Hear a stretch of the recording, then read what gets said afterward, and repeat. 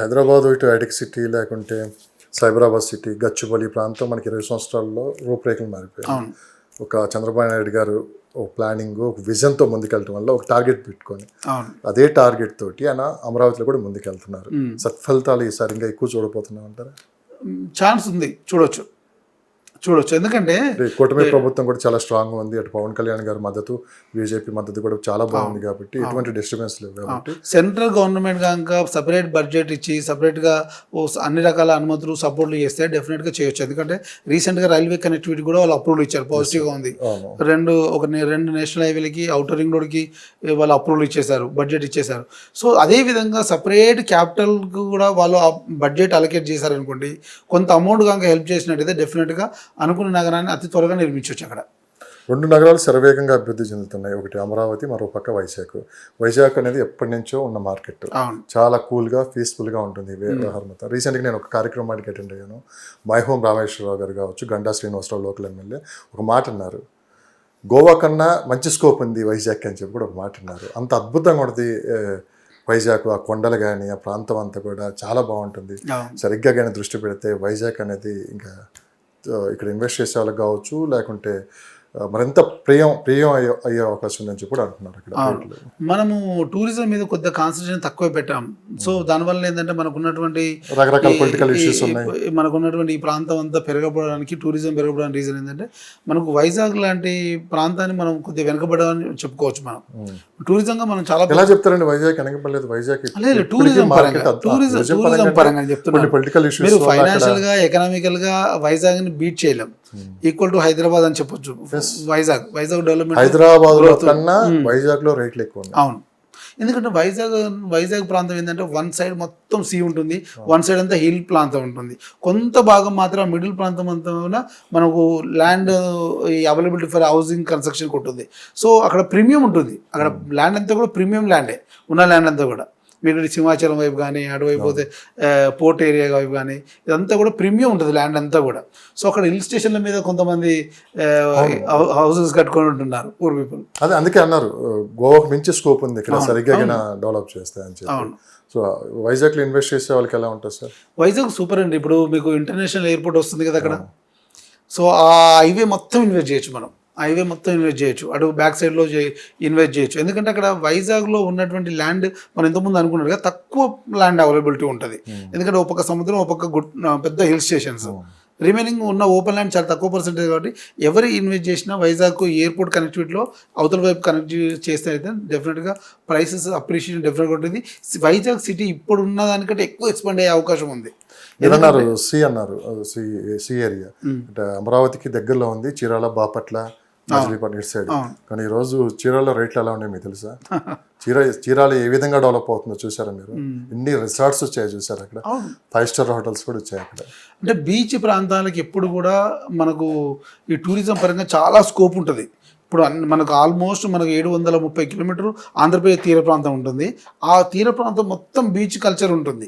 So beach కల్చర్ని, beach టూరిజాన్ని మనం develop చేయగలిగితే చాలా ఎక్కువ మనం అది చేయొచ్చు మనం అక్కడ.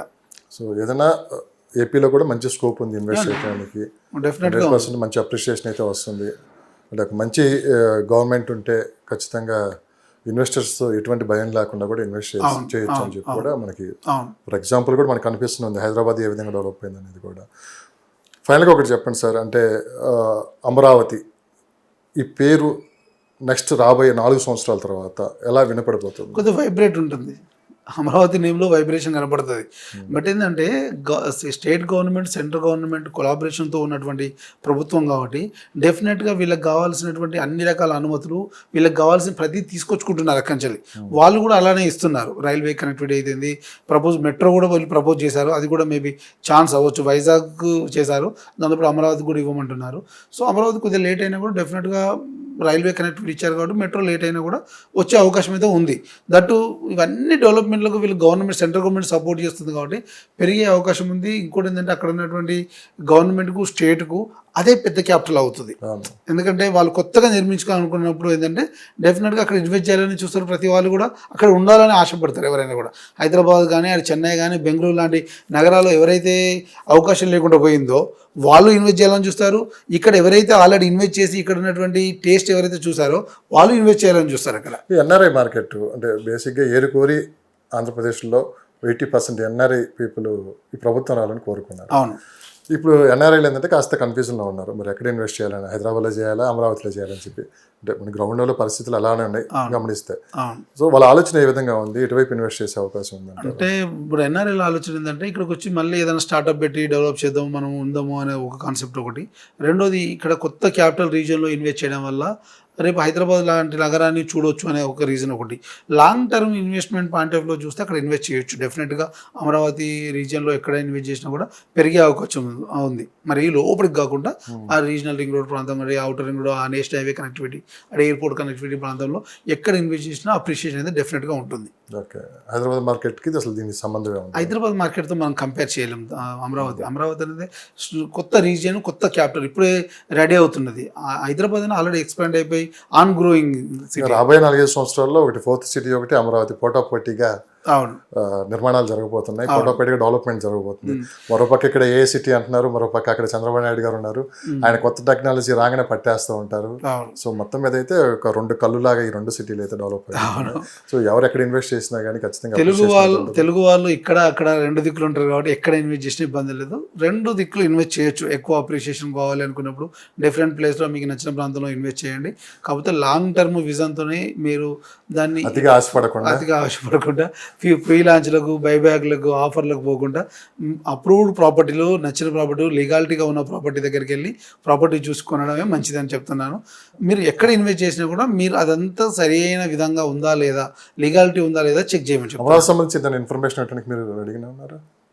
అమరావతి సంబంధించి ఏదైనా ఇన్ఫర్మేషన్ కావాలన్నా కానీ, అక్కడ ఏదైనా ఇన్వెస్ట్ చేయడానికి మీరు సలహాలు సూచనలు ఇవ్వడానికి తప్పకుండా చేయొచ్చు. మీ నెంబర్ ఏమంటే 7650913456 నా కాంటాక్ట్ నెంబర్ అండి.